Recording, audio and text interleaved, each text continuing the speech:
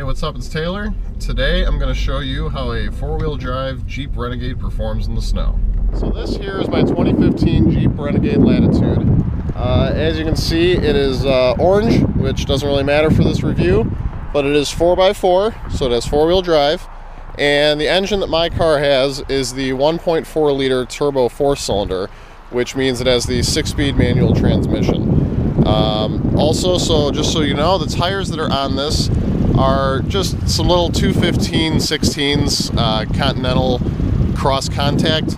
Not really sure if that's just a general cheap tire that Jeep puts on these things, but I've had this thing for about 2.5 years now. It's about 25,000 miles, and I wanted to make this video like well over a year ago, and last year we really didn't get any snow.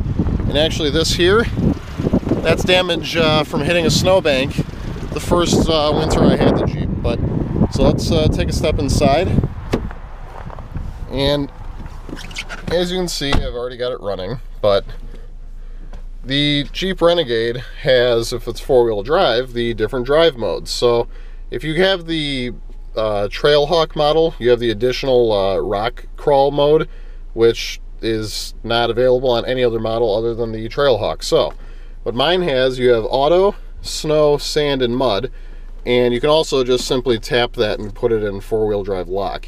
But if you don't do that, you switch between them just by turning the dial. And as you can see up here, turning the dial switches the modes. And as evidenced by that little orange light down at the bottom, it locks the four-wheel drive in. So first we're going to try this in auto mode with nothing else done, just leave it in auto mode, which this car is a standard all-wheel drive, front-wheel drive based vehicle. So we'll see how it moves. As you see, we have a snowy road here about, I don't know, I'd probably call it about an inch and a half maybe has fallen since earlier today. This road hasn't been plowed yet because this is kind of a long winding road that leads to nowhere, so nobody really comes back here, nobody really plows back here until it's like the end of the snowstorm, which this isn't really a storm as you can see, but we did have a lot of snow last week, and probably should have made the video then, but I had other things going on, so we will deal with what we've got today. So let's take it for a spin. Okay, so sorry I forgot to introduce my lovely wife Kathy. You may have seen her in some other videos, but anyway, so yeah, I've had some other videos with this Jeep that I've done other reviews of it, but this is just the review of it in the snow.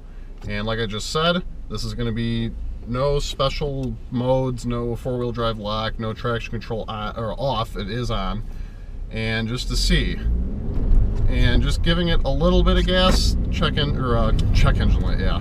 The traction control light kicks on because it loses traction, but it's really not so bad because this Jeep, if you have watched my other video or not, they are not very powerful. This model with the turbo 4-cylinder is like 160 horsepower and like 184 pound-feet of torque. It doesn't really get moving very fast, but it did still have some wheel slip. So we're going to stop and turn around here real quick, and we're going to next try a different mode.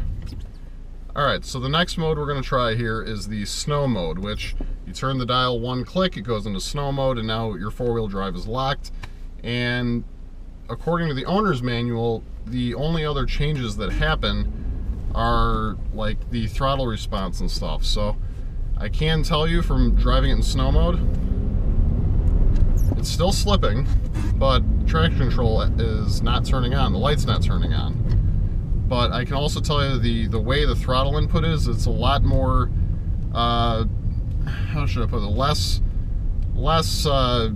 deliberate. It doesn't really, like if you were to just stab the gas pedal, it doesn't really react as quickly as it would if it weren't in snow mode. I think that's just to prevent you from having like a too quick of a jerking motion with acceleration and losing traction and possibly, you know, crashing the car or losing control of the car, which is not a good thing in snow. So I believe that's what snow mode is doing, is it's making it a little bit less sensitive for the gas pedal. But here, the other thing, we're trying to do a U-turn and it doesn't really want to, yep, here it is, like jerking. I'm not really going that fast, just trying to go in a circle, and it slides a lot. These are not the best tires for winter driving, which that's another thing I'm a big advocate of. If you have problems in the snow, you drive in a region that has a lot of snowfall, I would highly recommend snow tires. Her car has them, her Evo. The car she had before that, her Kia Soul, she had them on that car. And I can tell you snow tires make a world of difference. But this is an SUV, it's lifted up a little bit, and it's got, like I said, four-wheel drive. And you would think that the tires they would put on it, especially for the northern region, I live in northern Illinois, I know a lot of people, or a lot of car makers rather, will offer different tires for different regions because they know the weather. Like somebody down in Florida might not get a all-season tire available when they buy a car new at the dealership because they don't need them. They don't need all-season tires because they hardly ever get the weather conditions that we get up north. But these tires are not the best in the snow, and you know, if you don't feel safe with them, I would recommend getting snow tires. But like I said, I've got 25,000 miles on this, and I've not really ever felt like it was dangerous. It's just they are definitely not as grippy in the snow as her snow tires, her dedicated snow tires are.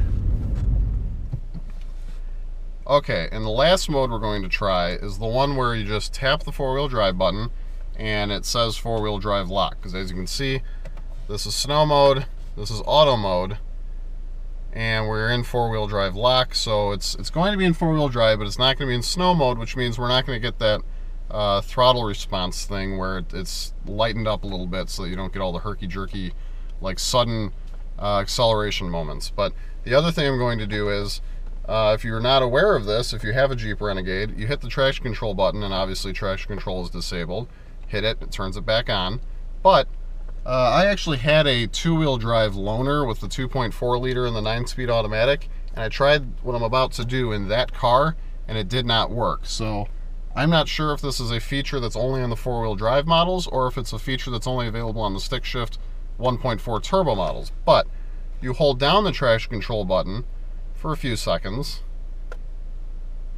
and now you have electronic stability control disabled, which again, this is not something I would recommend if you know, it's not the safest way to drive, but you now have your traction control and stability control are disabled, which in snowy conditions I have personally felt like I myself have a little bit better control in the snow when the vehicle might want to slide a little bit, and I can control it better with my own steering and throttle and brake inputs than the electronic systems would like it to do. But all cars are required to have it these days, so it has to have the ESC.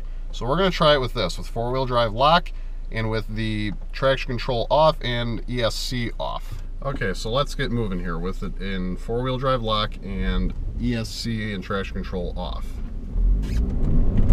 So it does, like I said, the throttle response is a lot sharper. It's where it normally is in auto mode, which is, you know, everyday driving. It's what the car defaults to when you turn it on, which that's another thing. If you shut the car off after driving in one of the other modes, when you turn the car back on, it goes back to the auto mode, the automatic mode. And if you want to go back into snow, sand, or mud, you have to go back into those modes. But otherwise, the vehicle goes back into its standard auto mode, not four-wheel drive lock. Traction control turns back on, and that's pretty standard for most any car. They don't stay in the you know, the mode that you turn it into after you shut it off. Mine does.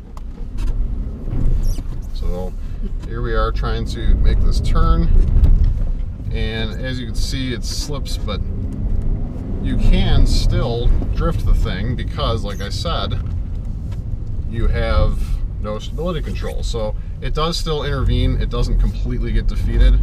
But here we are again, turning the wheel, and it doesn't want to turn.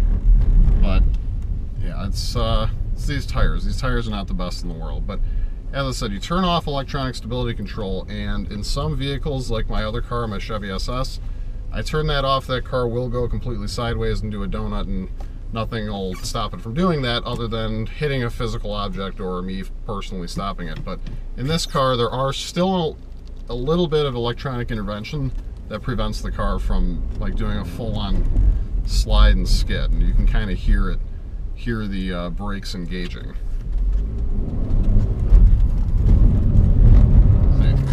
Yeah, so it's not really entirely off, but that's what it does.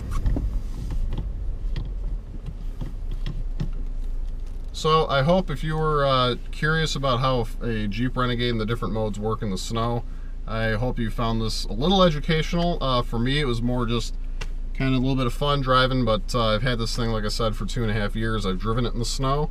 I am very happy with how it performs in the snow. I've never really had any issues with it driving in the snow. I had one problem with the car in the whole 2.5 years I've owned it, which I have some other videos for that. I'll post the link below. But I've never really had issues with it in the snow. I've not ever crashed it. I've not lost control of it. I've not hit curbs or anything like that. That the car just, you know, was not controllable. And like I said, that damage I showed you up to the front bumper, that was me at work pulling into a parking space, and I just pulled a little too far and I hit one of the little concrete bumpers. But that's it. That's all I've ever done. But anyway, if you guys like this video and want to see more, or if you want to see any of my other Jeep videos, please check out the rest of them on my channel. And as always, please subscribe and give this video a thumbs up, and we'll catch you on the next one. Take care.